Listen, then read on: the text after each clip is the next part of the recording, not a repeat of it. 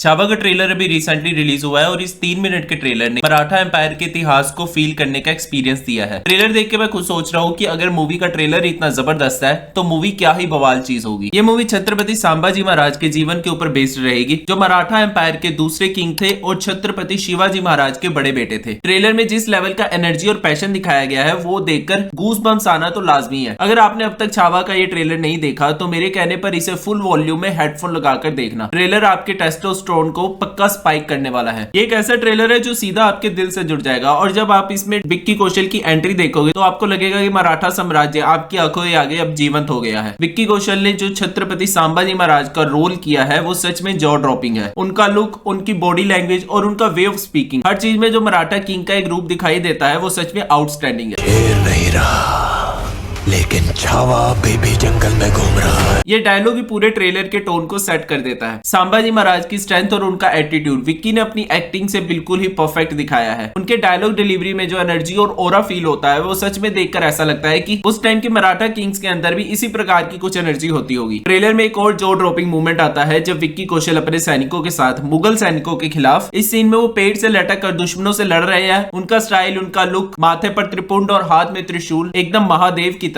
ये सीन देखकर तो पूरी एनर्जी स्पाइक हो जाती है। देखकर ऐसा लगता है कि विक्की कौशल सच में एक वॉरियर की तरह ही फाइट कर रहे हैं। सिर्फ इस 3 मिनट के ट्रेलर को देख के ही पता लग चुका है कि विक्की ने अपने इस रोल के लिए बहुत मेहनत की होगी। इस ट्रेलर में एक और मूवमेंट आता है जब विक्की अपने सैनिकों और प्रजा को युद्ध के लिए शायद मोटिवेट कर रहे हैं और बोलते हैं, जय भवानी, नमो पार्वती पतये, हर हर महादेव।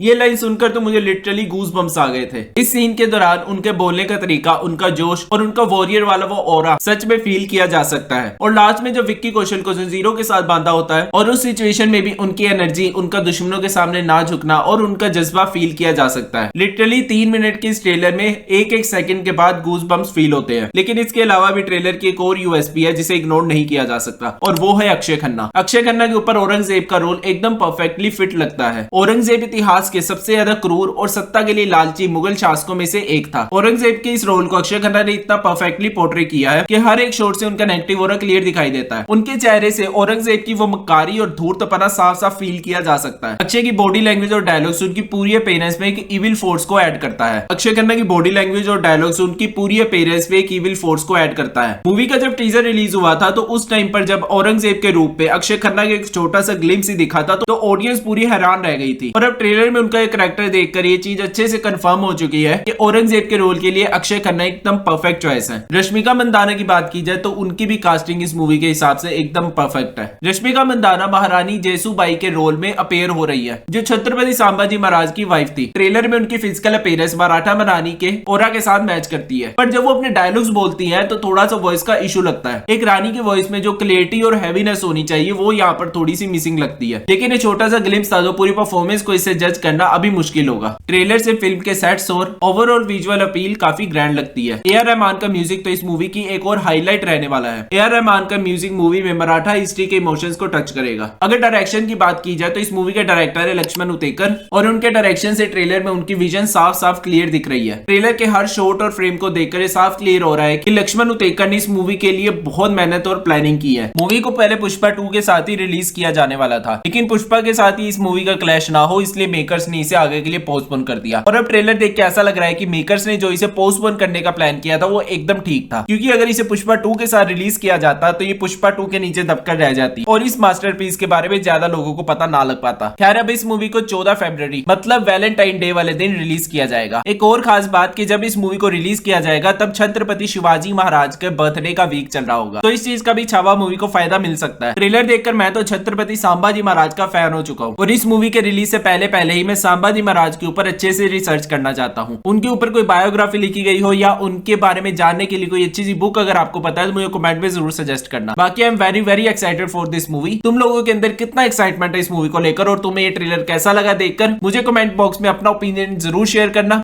नेक्स्ट वीडियो में, तब तक के लिए बाय बाय। जय भवानी, जय शिवाजी।